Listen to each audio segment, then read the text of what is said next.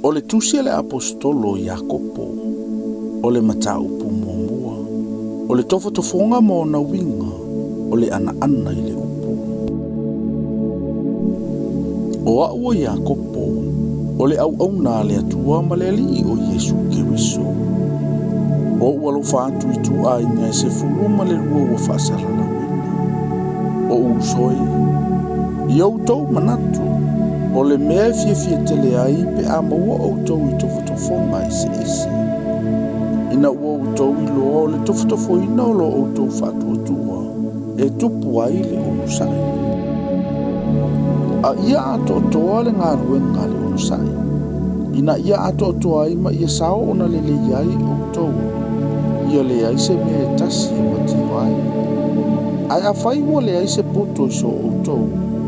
Ina o le atu ia i le atua. O le foa i tele mai tangata uma ma le toi tau ua.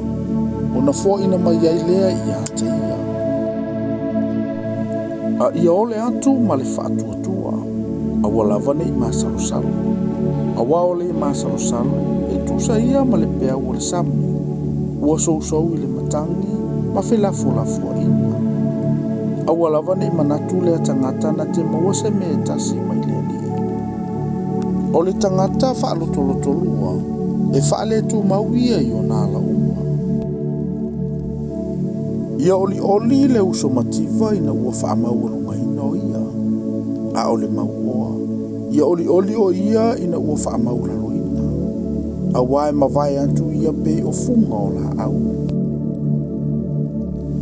A wape a alua ele la ma le vevela. O na mamaya i leo le vau.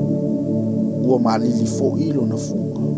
Ma ua wha umatia lo na matango fie.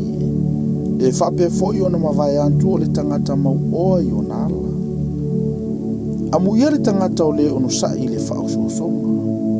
A wa a uma o na tofotofoina. E mau e ia le pale o le ola. Ua folofolo ina mai e le ali e alolo fatu i a te ia.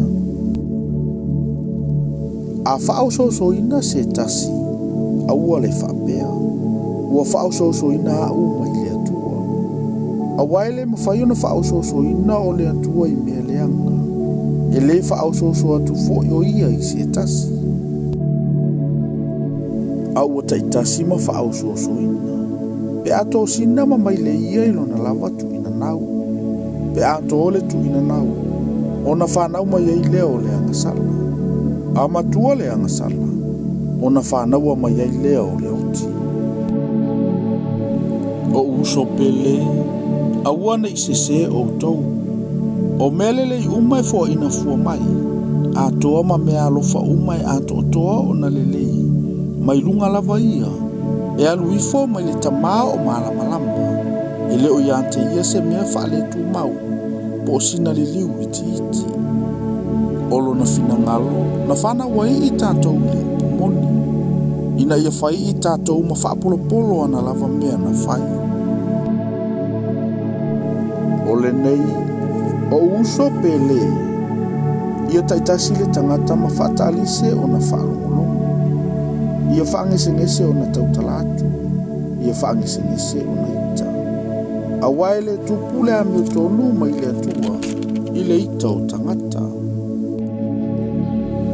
O lea fo ia la fo ia i mea ele a uma ma le leanga i silisili.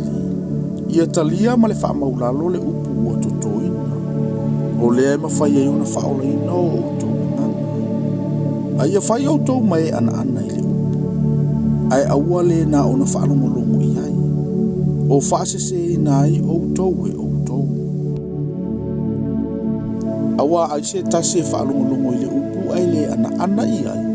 E tu saia ma le tangata ua vava ai le whaata i o na lava mata na whanau mai ia. A wā ua vava ai o ia i ante ia. O nā aru ese lea, ua ngaloloa le winga o na mata. A o le matua mata i le tūla whono le saolotonga ua atoa o na lele. Ma ua tu mau i ai o ia. E le se whaalongolongo ma le whaangalongalu le nā tangata.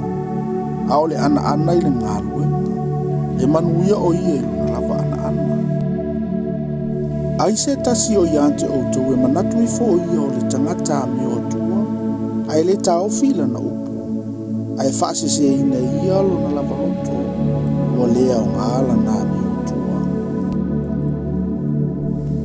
O lena I lava lea mi o tua I le lei ma le whamau ni o le tua. O le tamalea. Ina ia tau o si antu I e matu oti. Ma whawhine ua oti a lato tane I o lato tinga. Ia leo fo o ia ia te ia. Ina ne ipisia mai o ia I le lalolangi.